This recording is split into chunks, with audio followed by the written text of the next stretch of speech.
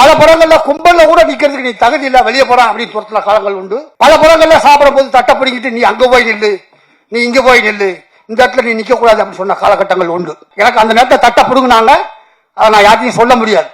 அவமானப்பட்டு வெக்கப்பட்டு வெளியே தான் போனேன்.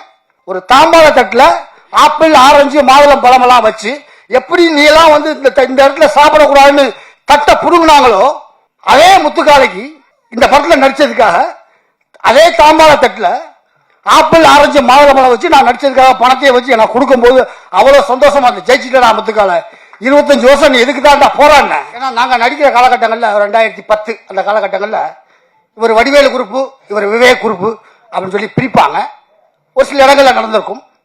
பட் அந்த வடிவேல் சார் குரூப்பையும் விவேக் சார் குரூப்பையும் இந்த கிள்ளிமாப்பள்ளியில ஒன்னாக இணைத்து எல்லோருக்கும் வாய்ப்பு கொடுத்த தயாரிப்பாளருக்கும் இயக்குனருக்கும் இந்த நேரத்தில் மனமார்ந்த நன்றியை தெரிவித்துக் கொள்கிறேன்.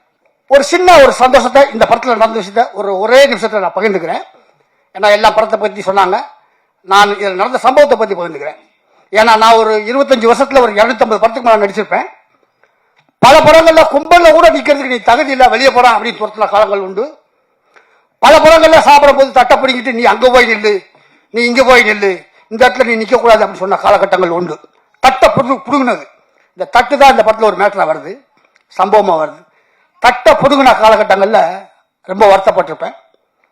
பட் இந்த படத்தை பத்தி எனக்கு ஒரு 3-4 பேர் ஒரே நேரத்தில் பேசினாங்க.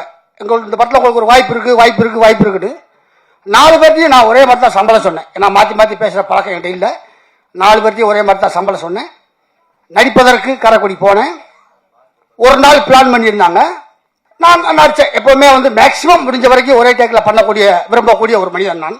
ஏன்னா நான் வடிவேலு என்ற ஜாம்பாவனால் பட்டை திட்டப்பட்டவன் என்பதால் எந்த சூழ்நிலையும் ஒரே டேக்கில் பண்ணணும் அப்படின்னு ஆசைப்படுவேன் நான். இந்த படத்தில் வந்து ஒரு நாள் பிளான் பண்ணியிருந்தாங்க, அது ஆஃப் டேலியா முடிஞ்சு வச்சு. அதுக்கு காரணம் கேட்டா இயக்குனரும் கேமராமேனும் கோ டைரக்டரும் தான் காரணம். அவங்க பிளான் பண்ணாங்க, ஷார்ட்டை பிரிச்சாங்க. இப்ப டிஜிட்டல் வந்ததுக்கு அப்புறம் என்ன ஆச்சுன்னா, எல்லா ஷார்ட்லயும் எல்லா டைலாக்கையும் பேசி பேசி பேசி பேசி டைம் வேஸ்ட் பண்ணுவாங்க. ஆனா இதுல அப்படி அமையல. இந்த ஷாட்டுக்கு இந்த டைலாக் போதும், இந்த ஷாட்டுக்கு இந்த டைலாக் போதும் அப்படின்னு சொல்லி பிரிச்சதுனால ஒரு நாள் பிளான் பண்ணது ஒரு ஆஃப் டேலியா முடிஞ்சு வச்சு 2 மணிக்கு நான் கிளம்புறேன். இல்லைங்க வெயிட் பண்ணுங்க நாங்கள். இல்லை சார் நீங்கள் பணத்தை பேமெண்ட் அன்றைக்கி வந்து ஜிபேல அனுப்பிச்சிருங்க, நான் ஆஃபீஸ் போய் லாட்ஜுக்கு போகிறேன்னு சொன்னேன். வெயிட் பண்ணுங்கன்னு சொன்னாங்க. எதுக்காக வெயிட் பண்ண சொல்கிறாங்கன்னு ஒரு சந்தேகமாக இருந்தது. ஒரு 1/2 hour கழிச்சு ஒரு தாம்பாள தட்டு வந்தது. தாம்பாள நிறைய பழங்கள் வந்தது. அந்த பழத்து மேலே நான் நடிப்பதற்காக பேசப்பட்ட